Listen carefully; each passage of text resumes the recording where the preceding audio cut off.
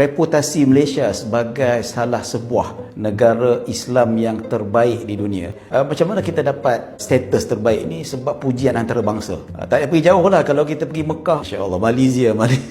Malaysia adalah ekonomi Islam terkuat di dunia. Islam yang moderate yang disebut oleh Syekh Al-Yusuf Al-Qaradawi, pemikiran Muhammad Nasir, pemikiran Bung Hatta, pemikiran Bung Hamka adalah Islam moderate macam dengan negara kita ini. Terbaik Malaysia ini. Dan amat malangnya di Indonesia, agama Islam tidak mempunyai ketua yang mutlak. InsyaAllah Sinta Febriani. Johan bakal membawa pulang piala iringan beserta dengan wang tunai RM10,000 kan kepada semua pemenang. Selama ini, Malaysia kerap menyombongkan diri sebagai kiblat keislaman yang lebih unggul dibandingkan Indonesia. Namun, narasi tersebut seolah runtuh seketika dalam ajang MTQ internasional yang digelar di Malaysia sendiri. Bukannya tuan rumah yang berjaya, dunia justru dibuat terkesima oleh penampilan luar biasa para kari dan karya asal Indonesia yang tampil memukau. Hasilnya benar-benar mengejutkan. Indonesia berhasil menyapu bersih posisi juara 1, 2, hingga 3 sekaligus. Kemenangan mutlak ini menjadi bukti bahwa kualitas pembinaan Al-Quran di Nusantara jauh melampaui klaim kosong di media sosial. Di saat mereka sibuk merasa paling unggul, anak bangsa Indonesia justru sibuk membuktikan siapa yang sebenarnya mampu membumikan Al-Quran dengan kualitas dunia. Saya nak tanya saudara lah, tunjukkan saya dalam dunia mana ada negara Islam. Bukan. Saya bukan negara Islam. Negara itu didiami oleh orang Islam. Bukan negara Islam. Didiami, ramainya 90% dia orang Islam. Di mana orang Islam? Di Pakistan? Apakah model itu yang kita ada di Islam di Malaysia? Apakah model Iran? Di mana tak ada. Tidak ada. Islam yang moderate yang disebut oleh Syekh Al-Yusuf Al-Qaradawi, pemikiran Muhammad Nasir, pemikiran Bung Hatta, pemikiran Bung Hamka adalah Islam moderate macam dengan negara kita ini. Terbaik Malaysia ini menguruskan orang Islam menjadi pohon yang kuat, boleh berteduhnya orang asing. Inilah Islam. Ini konteks Islam, bukan Islam yang macam negara pam meletup potong kepala. No. Islam ni makmur. Islam ni, kalau sebut Islam, apa guna kita nak letak Islam sedangkan negara kita wah ke? Di Malaysia kita tak sebut Islam, tapi kita sebut kemakmuran. Itulah manisnya orang Melayu Islam ni di Malaysia umpamanya. Tidak seperti di Malaysia ni. Saya nak bagi tahulah pada Mas Faham yang benar-benar faham. Mas Faham pun faham tentang Malaysia. Di Malaysia, kami Islam di bawah payung raja-raja. Kami ada yang di Tuan Agong menjaga kebajikan Islam, menjaga kepentingan agama Islam. Di bawah sultan ataupun yang di Tuan Negeri ataupun yang di Tuan Besar menjaga ketinggian darjat Islam itu sendiri. Itu kami di Malaysia. Dan di bawah tu pula ada mufti yang menentukan dan ada ahli fatwa. Jadi di Malaysia ini tidak boleh menyebarkan fahaman-fahaman yang tidak sehaluan dengan kami pegang. Situ. Jadinya kami kawal dan bersepakat untuk bila raya, bila puasa kami sepakat. Kan, walaupun kami ada yang macam fahaman-fahaman lain macam Hambali lain, Maliki, macam mazhab Syafi'i ataupun Hanafi ataupun Wahabi tu kan. Tapi kami sepakat. Tidak seperti di Indonesia. Di Indonesia dengan Muhammadiyahnya lain cara, Nahdlatul Ulama dia lain cara, apa lagi Salafinya lain cara. Banyaklah tarikat yang tanpa dikawal oleh kerajaan, oleh majlis agama itu sendiri.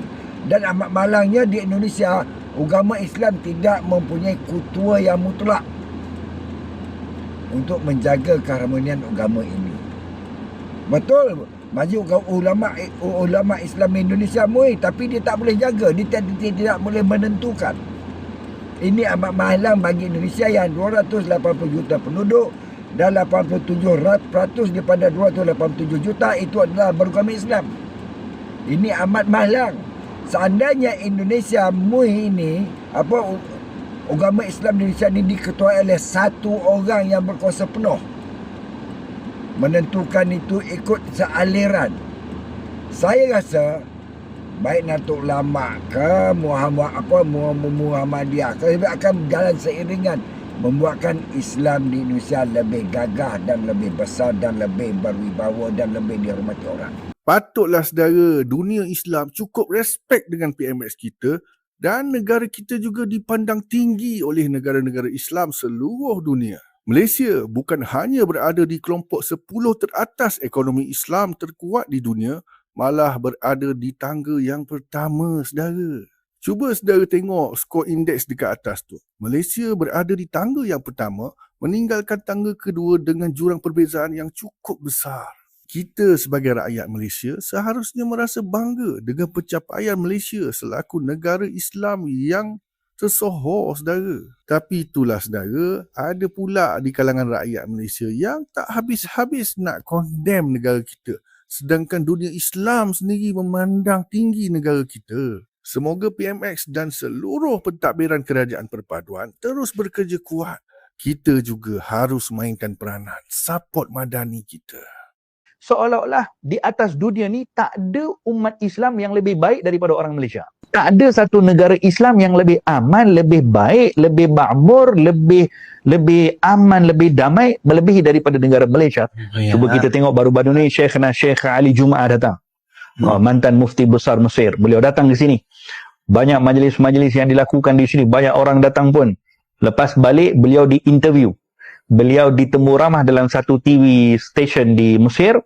Lalu wartawan tadi tanya kepada Syekh Ali Jum'ah, wahai Syekh, baru ni kamu pergi ke Malaysia. Macam mana pengalaman di situ?